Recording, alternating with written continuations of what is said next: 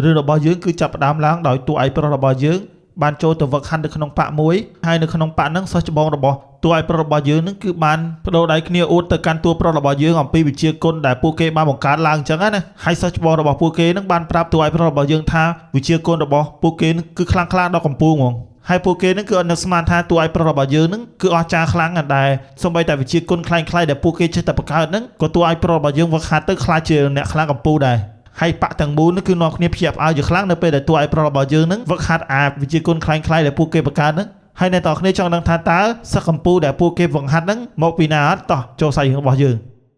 ងតួឯកប្រុសរបស់យើងហ្នឹងគឺបានចាប់កំណើតនៅក្នុងពិភពផែនដីដូចជារឿងផ្សេងៗទៀតដែលតួឯកឆ្លងភពមកអញ្ចឹងគាត់ប្រើរយៈពេល9ឆ្នាំហើយគាត់មិនខ្វាយខ្វល់ពីរឿងរ៉ាវអ្វីទាំងអស់គឺផ្ដោតតែមួយគត់គឺសិក្សាគាត់ព្យាយាមអស់ពីកម្លាំងកាយកម្លាំងចិត្តរបស់គាត់មិនបានធ្វើឲ្យខ្លួនគាត់តនេសំបីមួយនាទី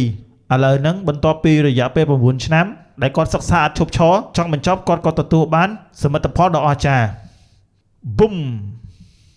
បន្ទាប់មកមានបរិះម្នាក់គឺបានបញ្ចប់ការហ្វឹកហាត់របស់គាត់បានបញ្ចេញអារម្មណ៍មកគឺពិតជាជោគជ័យនៅក្នុងខ្លួនរបស់គាត់បានទទួលបានអ្វីដែលគាត់ទទួលបានក្នុងរយៈពេលប្រហែលឆ្នាំរបស់គាត់ដែលគាត់បានបដូរផ្ដាច់គ្រប់រឿងគាត់បានគិតថាតើជីវិតនឹងផ្លាស់ប្ដូរបែបណាទៅក្នុងគណៈពេលដែលភ្លាមនោះបានផ្លាស់ប្ដូរអ្វីៗគ្រប់យ៉ាងដែលគាត់បានគិតតួឯកប្រុសរបស់យើងគឺបានភាំងជាខ្លាំងនៅពេលដែលគាត់បានរៀនដែលអ្វីមួយដែលគាត់មិនដែលសង្ស័យសោះហើយគាត់មិនសំបីតែរំពឹងថាវានឹងកើតឡើងនៅពីមុខភ្នែករបស់គាត់ផ្ទាល់បែបនេះឡើយមុខរបស់គាត់គឺបានបង្ហាញអារម្មណ៍ពិតដែលស្ទើរតែមិនជឿក្នុងរយៈពេលហ្នឹងផងដែរសិស្សដែលនៅជុំវិញហ្នឹងគឺបានស្រែកឡើងខ្លាំងតួឯកប្រុសរបស់យើងគឺបាននិយាយថាជុំតើមានអ្វីកើតឡើងហ្នឹងតើពិភពលោកដែលគាត់បានមកហ្នឹងគឺពិតជាមានអ្នកវឹកហាត់អមតៈតើមែនទេប៉ុន្តែចង់បញ្ចប់គាត់ក៏បានស្ងាត់ទៅវិញហើយក៏បានលិតជង្គង់ចុះទៅខាងក្រោមហើយគាត់ស្ទើរតែបោកក្បាលរបស់គាត់ទៅនឹងដីបាត់ទៅហើយតួឯកប្រុសរបស់យើងហ្នឹងបន្តមកទៀតគាត់ក៏បាននិយាយថាទេហើយខ្លួនរបស់គាត់គឺបានញ័រគាត់សឹងតែឈួតបាត់ទៅហើយគាត់បាននិយាយប្រាប់ខ្លួនគាត់ថាតើមានអាណាដឹងពីខ្លួនរបស់គាត់នៅពេលនេះទេគាត់ព្យាយាមគ្រប់បែបយ៉ាងក្នុងរយៈពេល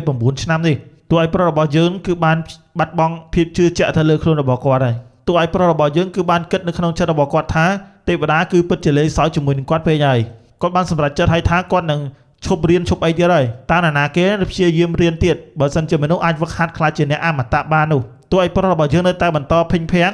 ហើយបន្តមកគាត់បានគិតថាអត់ទេឈប់សិនគាត់បានកើតសារជាថ្មីនៅក្នុងពិភពអ្នកវឹកហាត់បែបនេះតើនេះមិនមែនជាសាច់រឿងព្រេងនិទានដែលគាត់បានអានទេដែលតួឯកនីមួយៗនេះគឺចាប់ផ្ដើមឡើងពីដំបូងបែបនេះដំបូងឡើយគឺចាប់ផ្ដើមឡើងក្នុងការតេស្តសមត្ថភាពឬគោលខាងវិញ្ញាណ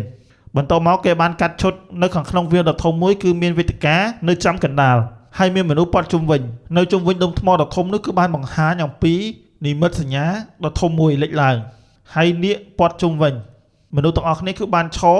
សម្លឹងមើលទៅលើវាធ្វើឲ្យតួឯកប្រុសរបស់យើងគឺឈរភាំងនៅទីនោះជាមួយនឹងសិស្សទាំងអស់ហើយទឹកមុខរបស់ពួកគេគឺបានសម្លឹងទៅមើលលទ្ធផលដែលបានលេចឡើងនៅពីលើនោះដុំថ្មនោះគឺបានបញ្ជាក់ថាសិស្សម្នាក់ហ្នឹងគឺអត់មានសមត្ថភាពនៃឬក៏ខាងវិញ្ញាណឡើយគាត់ក៏បានយកដៃញីភ្នែកយំហើយគាត់បាននិយាយថាគាត់មិនចង់ទៅភពផែនដីឡើយគាត់បាននិយាយថាគាត់សឹងតែទៅវាយពួកអសរសេររឿងព្រេងនិទាននៅលើភពផែនដីហ្នឹងនៅពេលដែលគាត់ចាប់ជាតិមកនេះគឺមិនដូចជាសាច់រឿងដែលពួកវាបានសរសេរឡើយមនុស្សទាំងអស់គ្នាគឺបានសោចទៅកាន់គាត់អ្នកខ្លះបានចង្អុលទៅកាន់គាត់ហើយអ្នកខ្លះទៀតគឺបានព្យាយាមយកដៃបាំងមាត់របស់ពួកគេឲ្យសោចតិចតួឯកប្រុសរបស់យើងគឺបានអង្គុយនៅជ្រុងម្ខាងនៅចិត្តបង្កាន់ដៃដោយងើយក្បាលឡើងទៅលើហើយយកដៃអោបទ្រូងហើយបានសម្លឹងទៅមើលលើហើយបាននិយាយថាទេវតាពិតជាលំអៀងសម្រាប់គាត់ខ្លាំងណាស់គាត់មិនចង់រស់នៅទៀតនោះទេគាត់មិននឹកស្មានថាមានបរិះម្នាក់គឺបានសម្លឹងមកមើលគាត់នៅតែបន្ត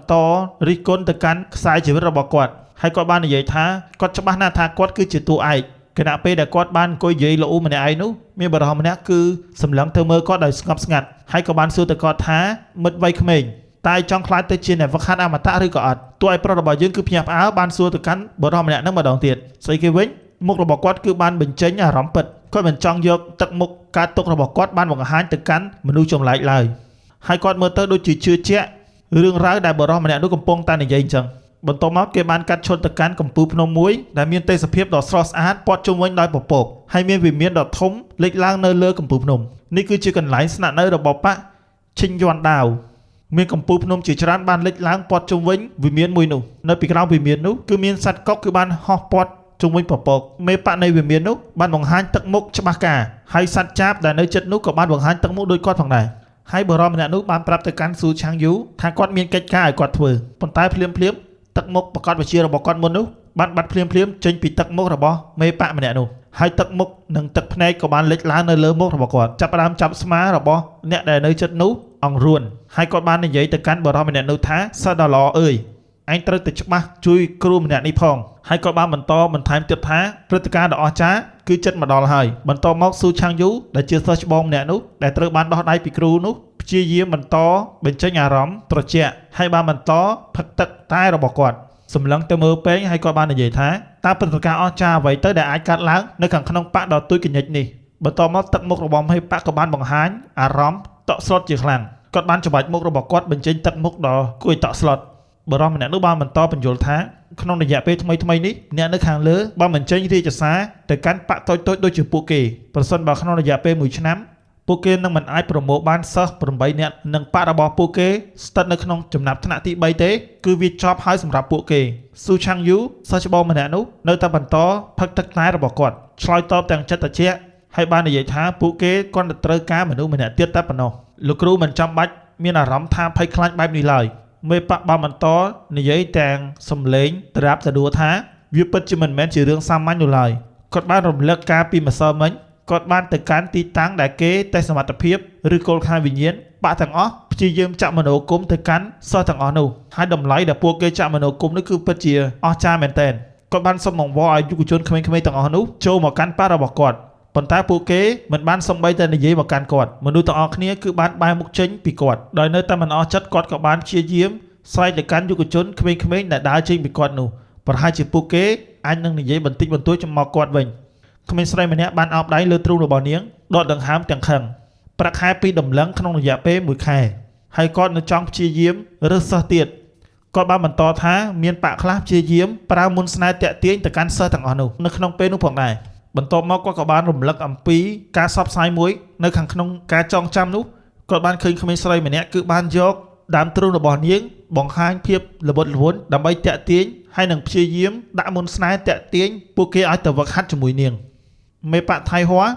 បានបន្តនិយាយថានៅចង់បញ្ចប់គាត់នៅតែអាចរើសបានសិស្សម្នាក់គាត់បានបង្ហាញរឿងរ៉ាវដែលគាត់បានទទួលបានសិស្សដែលមានឈ្មោះថាយីភីងម្នាក់នោះក្មេងប្រុសម្នាក់នោះបានហៅមកកាន់អ្នកវឹកហាត់អមតៈម្នាក់នេះថាលោកគ្រូតើលោកគ្រូនឹងគឺពិតជាចង់យកគាត់ទៅវឹកហាត់មែនឬក៏អត់មេប៉ាក៏បានបន្តនិយាយថាទោះបីជាអាឡិតឯងគ្មានឫសគល់ខាងវិញ្ញាណក្នុងការវឹកហាត់ក៏ដោយយ៉ាងណាក៏ដោយឯងគឺជាមនុស្សល្អ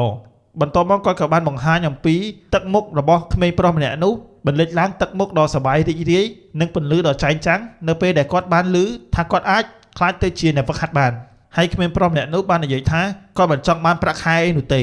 គាត់បានបន្តនិយាយថាលុយគ្រាន់តែជារបស់ក្រៅខ្លួនតែប៉ុណ្ណោះប្រសិនបើលោកគ្រូអាចបង្រៀនខ្ញុំក្នុងការវឹកហាត់ខ្លាចទៅជាអ្នកវឹកហាត់អមតៈបាននោះគាត់រួចរាល់ជាស្រេចក្នុងការធ្វើរឿងអ្វីៗគ្រប់យ៉ាងហើយគាត់បានបន្តបន្ថែមទៀតថា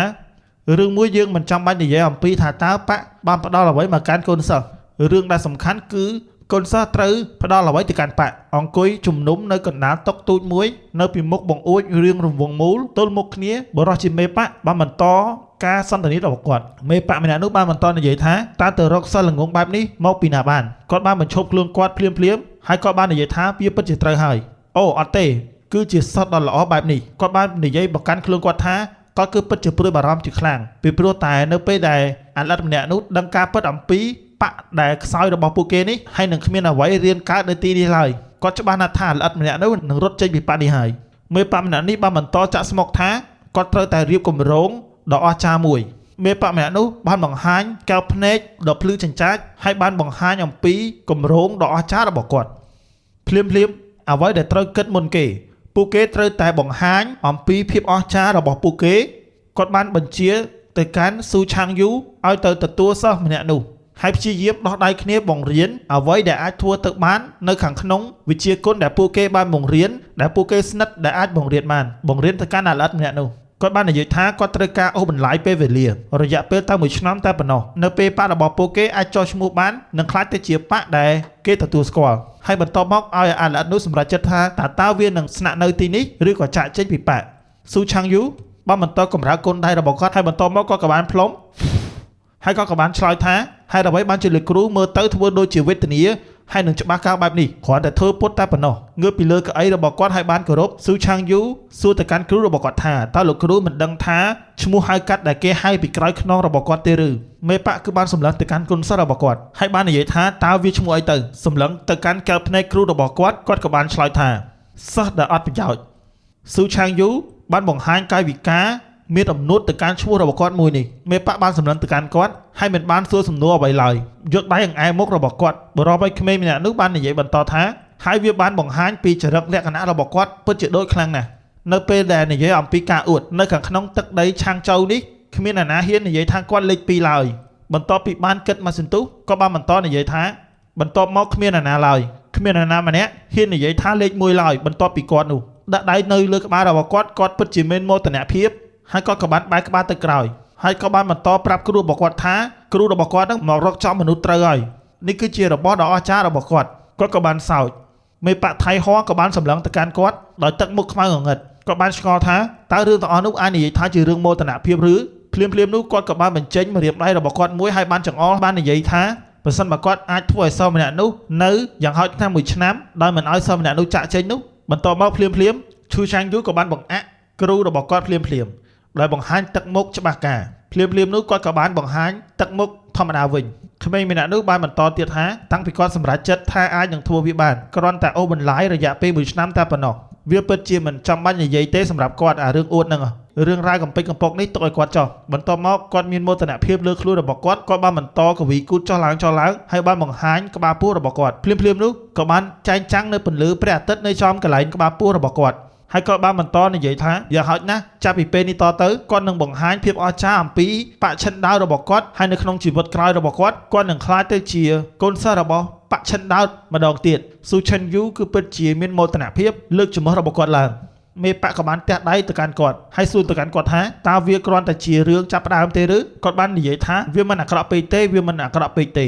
េគាត់បានបន្តលេងជាមួយនឹងកបិតនៅក្នុងដៃរបស់គាត់ស៊ូឆាងយូក៏បាននិយាយថាប្រសិនបើគាត់មិនអាចបំពេញភារកិច្ចនេះបានទេគាត់នឹងលេបអាដាវនេះឆៅភ្លាមលេបវាជាមួយនឹងទឹកជ្រលក់ហើយគាត់បានសើចបានបន្តទៀតថាគាត់បានស្បត់ចាប់ពីពេលនេះតទៅគាត់នឹងធ្វើវាឲ្យបានអោនគោរពភ្លាមគ្មានប្រុសម្នាក់នោះបាននិយាយថាប្រសិនបើអត់មានរឿងអ្វីទៀតទេសិស្សម្នាក់នេះសូមចាក់ចេញទៅមុនហើយថ្ងៃនេះគាត់នឹងរងចាំអាល្អិតម្នាក់នោះនៅក្រោយភ្នំមេប៉ាក់ក៏បានងើបឡើងពីលើកៅអីរបស់គាត់និយាយថាល្អខ្លាំងណាស់គាត់សិតតែស្បត់ជាមួយនឹងដាវទៀតស៊ូឆាងយូក៏បានរត់ទៅកាន់ទ្វារដោយមានអំនួតភ្លាមនោះគាត់ក៏បានឈប់ហើយក៏បាននិយាយថាឈប់សិនបរិបម្នាក់នោះបានបែរមុខរបស់គាត់ដែលមានពន្លឺហើយបានបែរមុខរបស់គាត់មកខាងក្រោយទោះបីជារយៈពេល3ថ្ងៃមនុស្សអាចមើលឃើញមនុស្សម្នាក់នៅខាងក្នុងពន្លឺថ្មីក៏ដោយស៊ូឆាងយូក៏បានបន្តទៀតថានៅថ្ងៃនេះគ្រូរបស់គាត់មិនមែនជាល្អិតសិស្សដែលត្រូវបានគ្រូរបស់គាត់បង្រៀនឡើយ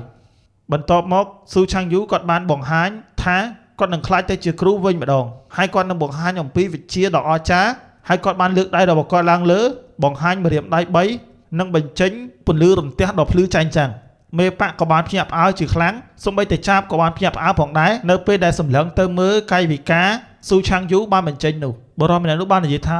ស្អីគេវិញកាយវិការដ៏អស្ចារ្យបែបនេះតើវាអាចទេ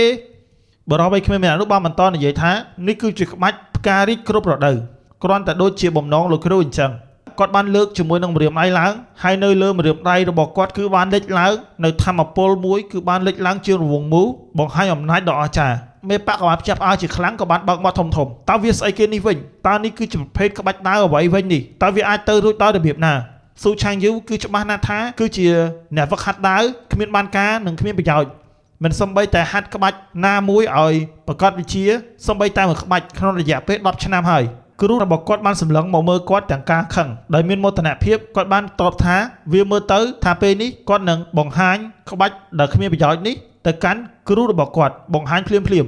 ស៊ូឆាងយូក៏បានលើកម្រាមដៃរបស់គាត់ឡើងមេប៉ាក់ម្នាក់នោះគឺបានសម្លឹងទៅមើលដោយការបញ្ចេញក្បាច់របស់ឈូឆាងយូមុខរបស់គាត់បានបង្ហាញទឹកមុខស្មើត្រឹងដែលសូម្បីតែចាប់នោះក៏បានធ្វើទឹកមុខដោយគាត់ផងដែរនៅពីលើស្មារបស់គាត់ដោយបង្ហាញទឹកមុខធុញទ្រាំគាត់បាននិយាយថាស៊ូឆាងយូគឺនិយាយវាពិតប្រាកដឬក៏អត់បរិបទក្មេងម្នាក់នោះបានតម្លាក់ដៃរបស់គាត់ចុះវិញហើយបានសើចខ្លាំងថាគាត់មិនអាចទប់សំណោចបានទេហើយគាត់ក៏បានអួតបន្ទូចទៅគាត់បានទទួលស្គាល់ខ្លួនគាត់ថាគាត់មិនដែរសូម្បីតែស្គាល់ក្បាច់ស្លៀតនៃវិជាគុតដាវសូម្បីតែមួយឈូឆាងយូបានបន្តនិយាយថាគាត់នៅតែត្រូវការលោកគ្រូរបស់គាត់បង្រៀនមកកាន់គាត់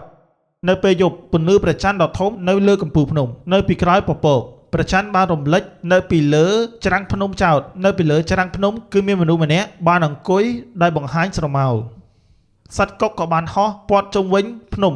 ស៊ូឆាងយូក៏បានអង្គុយអោបខ្លួនឯងទាំងញាក់ទៅត្រើតគាត់បានទទួលបានរង្វាន់ធ្លាប់ជាប់ថប់ទី500នៅខាងក្នុងការធ្វើតេស្តនៅជីងចៅបន្ទាប់មកគាត់ក៏បានកដាស់ចំហរបស់គាត់ឡើងក្រហមគាត់ក៏បានកដាស់ឲ្យបានបន្តនិយាយថាវាពិតជាវេទនាខ្លាំងណាស់ឈូឆាំងយូបានបន្តអង្គុយនៅពីលើច្រាំងថ្មហើយបានបន្តគិតថាគាត់ជ្រើសរើសទីតាំងមួយនេះគ្រាន់តែចង់បង្ហាញនិងបង្កើតសកម្មភាពឬក៏បរិយាកាសមួយដែលមើលទៅពិតជាអស្ចារ្យភ្លាមនោះគាត់ក៏បានដឹងថាមាននរណាម្នាក់គឺកំពុងតែចាំគាត់គ្រាន់តែបានឃើញភ្លាមស៊ូឆាំងយូក៏បានរៀបចំខ្លួនរបស់គាត់រួចជាស្រេចគាត់បានធ្វើពុតដូចជាគាត់លោតចុះមកភ្លាមដែលដូចជាគាត់កំពុងតែបង្ហាញវិជ្ជាអ្វីមួយដ៏អស្ចារ្យអញ្ចឹងភ្លាមនោះតួឯកប្រុសរបស់យើងគឺបាននិយាយថាកំពូលភ្នំនេះគឺពិតជាខ្ពស់ខ្លាំងណាស់ហើយគាត់បាននិយាយថាគាត់ច្បាស់ណាស់ថាអ្នកវឹកខ្នាមតៈទាំងអស់នោះគឺពិតជាមិនធម្មតាឡើយតួឯកប្រុសរបស់យើងគឺបានងើបក្បាលរបស់គាត់ឡើងលើដែលគាត់បានឮសំឡេងអ្វីមួយនៅពីក្រោយគាត់ក្តីសង្ឃឹមជាមួយនឹងអារម្មណ៍ភ័យខ្លាចបានលេចឡើងនៅពីមុខភ្នែករបស់គាត់ស៊ូឆាងយូដែលមានរំនួតគឺបានឈរបង្ហាញកាយវិការងើបមុខឡើងដៃរបស់គាត់ទាំងពីរនៅពីក្រោយខ្នងបង្ហាញអំពីអំណាចដ៏អស្ចារ្យរបស់គាត់ជាមួយនឹងដាវភ្ជាប់ជាមួយនឹងរាងកាយរបស់គាត់មើលទៅពិតជាអស្ចារ្យនិងមានអំណាចខ្លាំងណាស់នៅក្រោមពន្លឺព្រះច័ន្ទតួឯកប្រុសរបស់យើងគឺបានសម្លឹងទៅកាន់គាត់ដោយការភ្ញាក់ផ្អើលគាត់ប្រៀបបានដូចជាអ្នកចម្បាំងដែលលេចឡើងនៅពីមុខគាត់នៅក្រោមពន្លឺព្រះច័ន្ទដែលមើលទៅរុំព័ទ្ធដោយអំណាចនៃភាពអស្ចារ្យព័ទ្ធជុំវិញខ្លួនរបស់គាត់